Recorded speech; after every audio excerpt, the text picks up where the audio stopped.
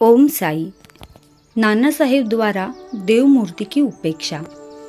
कुछ व्यक्ति अपनी कल्पना के अनुसार बाबा को ब्राह्मण तथा कुछ उन्हें यवन समझा करते थे, परंतु वास्तव में उनकी कोई जाति न थी। उनकी और ईश्वर की केवल एक ही जाति थी। कोई भी निश्चयपूर्वक यह नहीं जानता कि वे किस कुल में जन्मे और उनके माता पिता कौन थे। फिर उन्हें हिंदू या यवन कैसे घोषित किया जा सकता था? यदि वे यवन होते तो मस्जिद में सदैव धुनी और तुलसी वृंदावन ही क्यों लगाते और शंख, घंटे तथा अन्य संगीत वाद्य क्यों बजने देते? हिंदुओं की विविध प्रकार की पूजाओं को क्यों स्वीकार करते? यदि सचमुच यवन होते तो उनके कान क्यों छेदे हुए होते तथा वे हिंदू मंदिरों का स्वयं जीर्णोद्धार क्यों करवाते?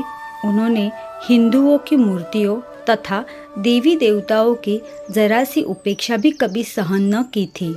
जाति न पूछो साधु की, पूछ लीजियो ज्ञान। मोल करो तलवार का, पड़ी रहन दो म्यान। जाति पाति पूछे नाही कोई, हरि को भजे सो हरि का कोई। एक बार नाना साहेब चांदोलकर अपने साडू यानी साली के पति श्री बिनेवले के साथ शिरडी आए। जब वे मस्जिद में पहुंचे, बाबा वार्तालाप करते हुए अनायास ही क्रोधित होकर कहने लगे कि तुम दीर्घकाल से मेरे सानिध्य में हो, फिर भी ऐसा आचरण क्यों करते हो? नाना साहेब प्रथमतः इन शब्दों का कुछ अर्थ समझ न सके।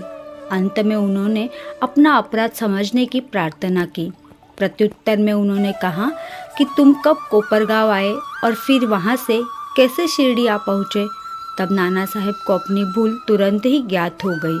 उनका यह नियम था कि शिरडी आने से पूर्व वे कोपरगांव के गोदावरी के तट पर स्थित श्री दत्त का पूजन किया करते थे, परंतु रिश्तेदार के दत्त उपासक होने पर भी इस बार विलंब होने के भय से उन्होंने उनको भी दत्त मंदिर न जाने से हतोत्सित किया और वे दोनों शिरडी चले आए थे। अपना दोष स्वीकार कर उन्होंने कहा कि गोदावरी में स्नान करते समय पैर में एक बड़ा कांटा चुभ जाने के कारण अधिक कष्ट हो गया था। बाबा ने कहा कि यह तो बहुत छोटा सा दंड था और उन्हें भविष्य में ऐसे आचरण के लिए सदैव सावधान रहने की चेतावनी दी। ओम साई।